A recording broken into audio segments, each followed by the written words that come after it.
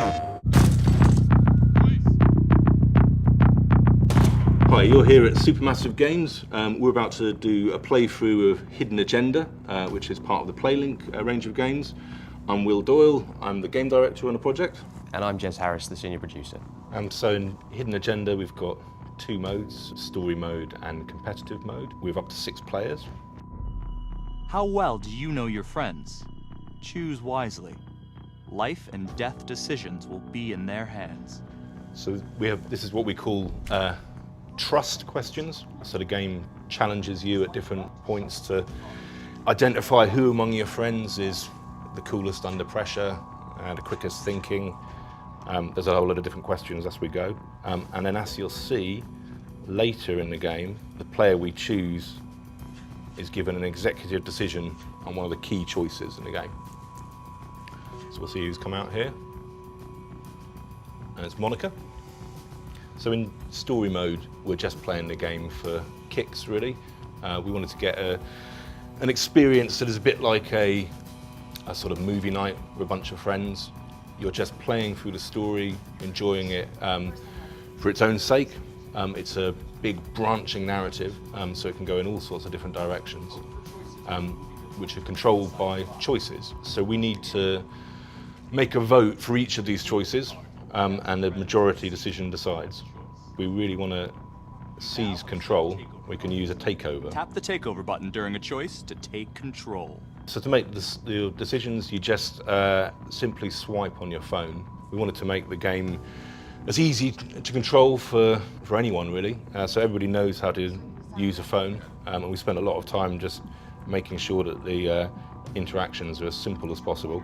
So in this is a search, so we have to try and find clues in the world, and we do that just by moving our pointers around and looking for the clues that we can see at the top of the screen. It's really him.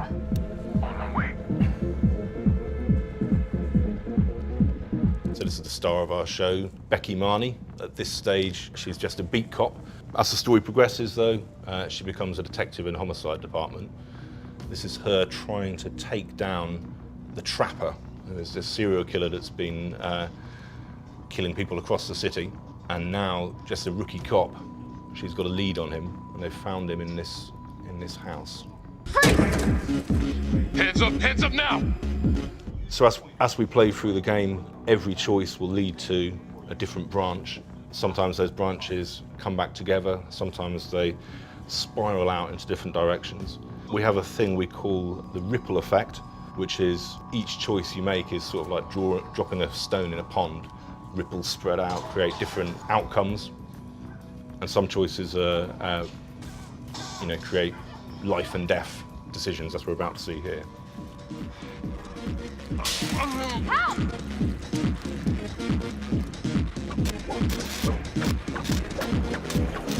Okay, this decision is down to the friend you chose as coolest under pressure. It's going to be look after your own.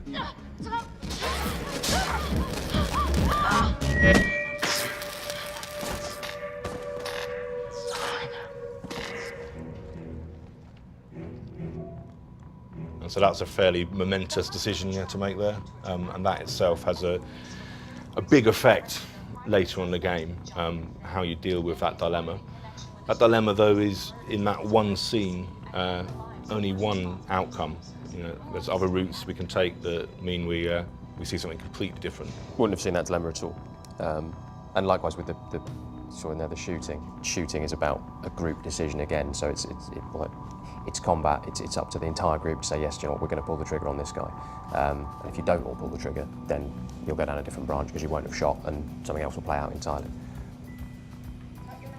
So this is now competitive mode. So the difference with competitive mode is that we're all against each other in this, trying to score as many points as we can, and that's handled by hidden agendas. So as we play through the game, one of us will receive a secret objective. Their goal is to make that objective come true. Our goal is to identify them.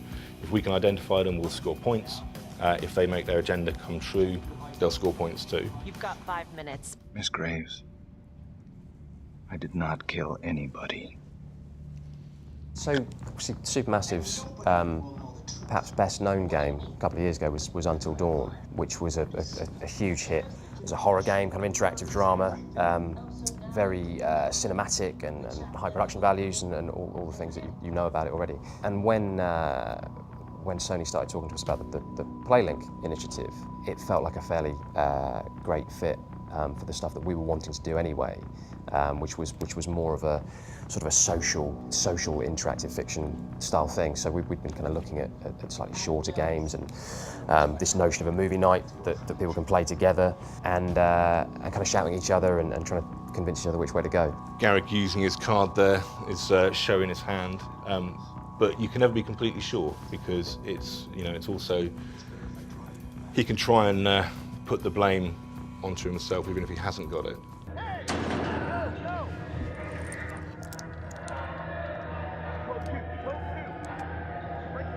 Hey! What's going on?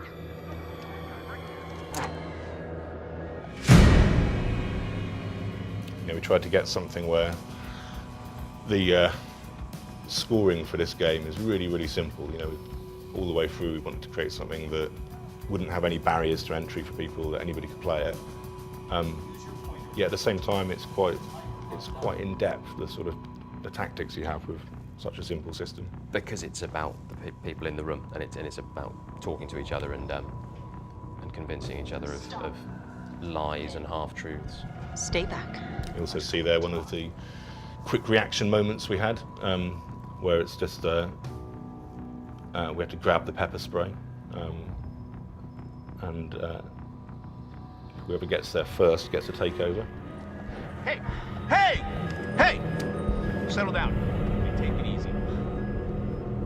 We've managed to kind of craft a story that can go in all sorts of different directions. So there's a lot of just natural replayability in it. Whether you're just sitting around this story mode and want to see a different ending, or in competitive mode, just seeing where the hidden agendas take you. And trying to beat one another, that's it. It is a competitive game. That's Garrick. So now we've identified who's got it. Or we think who's got it. If we all think that it's Garrick, our goal now is just to stop him.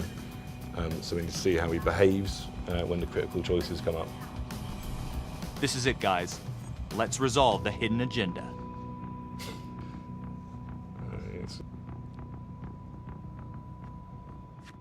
Lana, I'm sorry.